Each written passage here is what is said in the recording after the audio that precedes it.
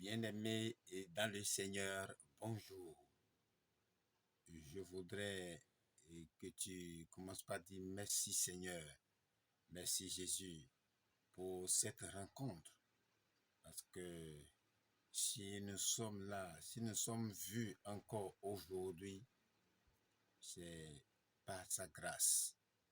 C'est lui qui a permis que nous nous voyions une fois encore pour manifester notre joie, pour lui dire qu'il est tout pour nous, qu'il fait tout.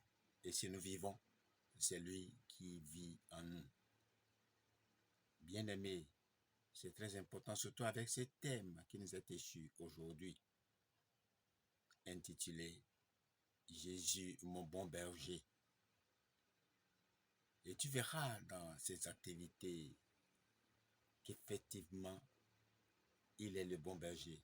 Et les tests pouvant nous permettre de mieux comprendre le sens de ce thème sont Exode chapitre 16, versets 4 à 15 et l'évangile de Jésus-Christ selon Jean chapitre 10, versets 11 à 18. Oui, je veux te dire que l'Esprit de Dieu, l'Esprit Saint est avec nous. Et il n'a point question d'être inquiet aucunement où que tu sois. Si tu m'écoutes au bureau, dans ton lieu de travail ou au marché, n'importe quel lieu, sois fier d'être enfant de Christ. Sois fier d'être avec moi en ce moment précis, car l'Éternel fait de merveilles partout. Si tu es malade, dis-toi que tu es guéri. Si tu as des soucis, écoute cet enseignement et laisse la parole te transpercer. Laisse la parole te dire la conduite à tenir dans n'importe quelle situation dans laquelle tu sois. Dis-toi que l'Éternel est avec toi. Et c'est ça, nous voulons voir ici. Il est le bon berger. Jésus est mon bon berger. Et nous partirons de l'explication du thème pour maintenant revenir aux commentaires et finir avec le cantique que nous avons choisi. Bien-aimé, tu es heureux où tu es. Dis-toi, je suis heureux, je vais bien, tout va bien, tout marche bien. Dis ça, répète ça. Oui, ta bouche est sanctifiée, ta bouche est bénie pour dire de bonnes choses dans ta vie. Et c'est déjà chose faite en ce moment. Au nom de Jésus-Christ, Amen. Allons dans notre activité, bien-aimé, Jésus, mon bon berger. Vous savez, pour mieux vous expliquer ce thème, je partirai des animaux comme le chien. Vous savez, le chien a son flair et le pigeon son sens d'orientation. Ils ne se perdent jamais, ces animaux-là.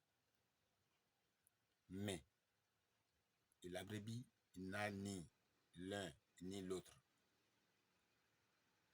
Et nous allons choisir ces figures pour mieux expliquer pourquoi l'homme a besoin d'un berger, d'un bon berger. Alors, vous savez,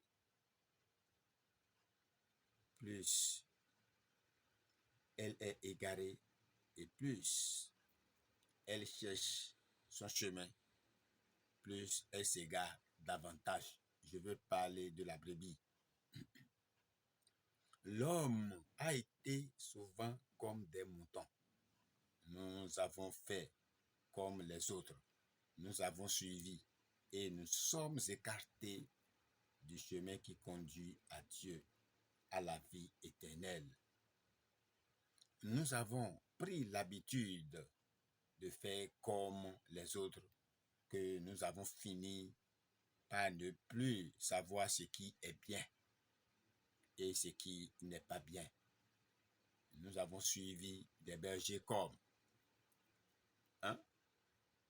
le mercenaire qui loue ses services et qui a l'apparence du vrai du bon berger. Vous savez ce qu'il fait? Il semble remplir les fonctions, mais il ne se dévoile qu'en face du danger. Le second, les sceptres, dont les dirigeants sont les seuls à posséder la vérité et avoir le droit de décider. Elles manipulent les âmes en plaçant leur enseignement au-dessus de tout. Le troisième, le loup, auquel aucune brebis ne peut résister. Lorsqu'il ne vous retrouve pas dans une bergerie, il vous dévore sans pitié. Bien-aimés, ces trois catégories de bergers sont toutes au service de l'accusateur qui veut que nous périssions avec lui. Il est aussi écrit de lui qu'il est le menteur dès le commencement. Jean chapitre 8, verset 44. Il nous pousse dans le péché. Il nous fait voir que ce n'est pas grave. Et puis, quand nous y sommes tombés, il va immédiatement nous accuser devant Dieu. À qui donc confier sa vie pour retrouver le chemin du salut? C'est la seule question qui s'impose. Et c'est la raison d'être de ce thème que nous sommes en train de partager avec vous. À cet effet, l'apôtre Pierre, dans les Actes, chapitre 4, verset 12, nous dit: sous le ciel, il ne nous a été donné aucun autre nom parmi les hommes par lequel nous devions être sauvés. Et le Seigneur Jésus dit: je suis le chemin, la vérité, la vie, et nul ne vient au Père que par moi. Jean chapitre 14, verset 6.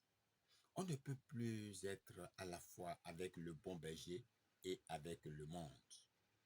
Il y a un choix à faire entre les deux. Quand une brebis est attaquée par le loup, sa seule ressource est de crier au secours. De même, notre salut, c'est de crier au Sauveur. Bien-aimé, nous devons prier. Est-ce que tu pries? Est-ce que tu invoques le nom de ton Sauveur? Dans toutes les circonstances, tu dois l'invoquer parce que c'est ta seule solution. C'est le moyen que tu possèdes d'être en communion avec la prière. Le jeûne, il te le faut. Bien-aimé, chacun de nous doit décider ou périr ou l'appeler et vivre sous son joug duquel il dit: mon joug est doux et mon fardeau léger. Matthieu chapitre 11 verset 30. Jésus veut vous voir vivre avec lui aujourd'hui. Et par la puissance qu'il mettra en vous, il veut vous donner une vie digne de l'honneur qu'il s'est sacrifié pour l'avoir. C'est cela l'amour du Sauveur, de qui il est écrit: le sang de Jésus-Christ purifie de tout péché. 1 Jean chapitre 1 verset 7. Quand Jésus sauve, c'est à lui désormais qu'on appartient, non plus aux mercenaires, au sexe ou au loup, et à soi-même, comme c'est écrit de ceux qui sont sauvés. Vous ne vous appartenez point à vous-même. 1 Corinthiens chapitre 6, versets 19 et 20. Bien-aimés, de l'explication, voilà ce que nous pouvons retenir rapidement. Et dans les commentaires, vous verrez les caractères de ce bon berger. Malgré que le peuple soit rebelle contre lui, Dieu s'évertue à manifester son bon caractère. Et la manière qu'il faut pour diriger son peuple. Et c'est ce que nous allons voir dans les commentaires, bien-aimés. Et déjà, dans les autres chapitres 16, versets 4 à 15, vous allez constater les murmures avant la mer Rouge des enfants d'Israël, chapitre 14, verset 10 à 14. À Mara également, vous verrez qu'ils se sont murmurés contre qui? Ils ont proféré des murmures contre Aaron et Moïse. Chapitre 15, verset 24. De nouveau au désert, chapitre 16, verset 2. Nous l'avons constaté. Hélas, c'est bien l'image fidèle de notre cœur, si prompt à oublier la bonté de Dieu qui demeure du moins à toujours. Sa bonté demeure à toujours. Peu de jours plus tôt, ce peuple chantait de tout son cœur le cantique de la délivrance. Maintenant, il murmure contre Moïse et contre Aaron. Voyez-vous, en réalité, leur plainte s'élève contre Dieu. Verset 8. Chers rachetés du Seigneur, souvenons-nous que si nous sommes mécontents des autres ou des circonstances dans lesquelles nous nous trouvons, c'est en fait de Dieu que nous ne sommes pas satisfaits. Nous devons reconnaître ça.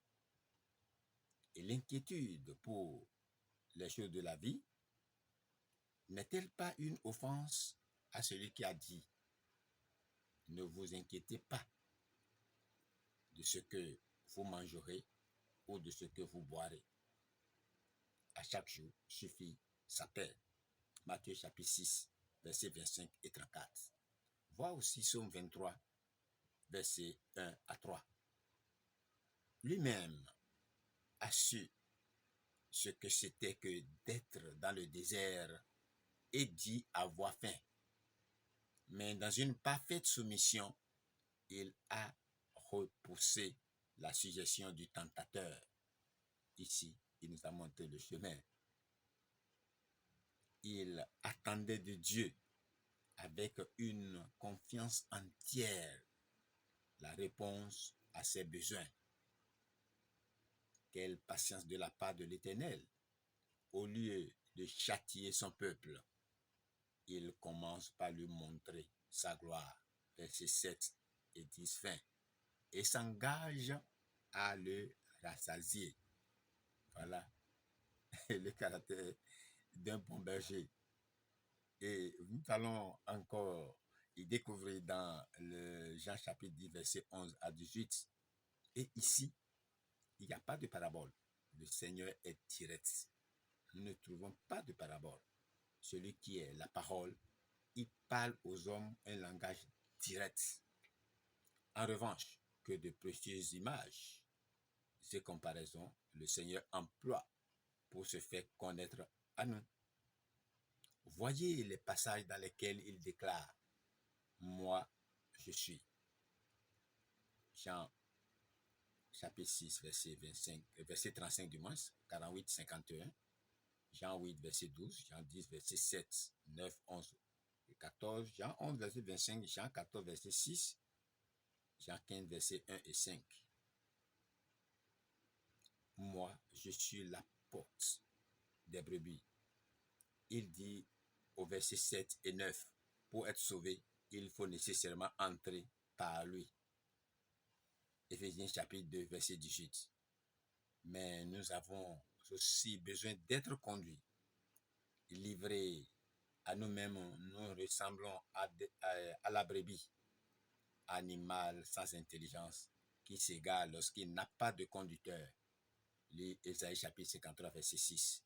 En contraste avec les hommes salariés, avec les voleurs et les brigands habiles à dérober les âmes, Jésus se présente donc comme le bon berger, versets 11 et 14. Et il en donne deux preuves. La première est le don volontaire de sa vie pour acquérir ses brebis.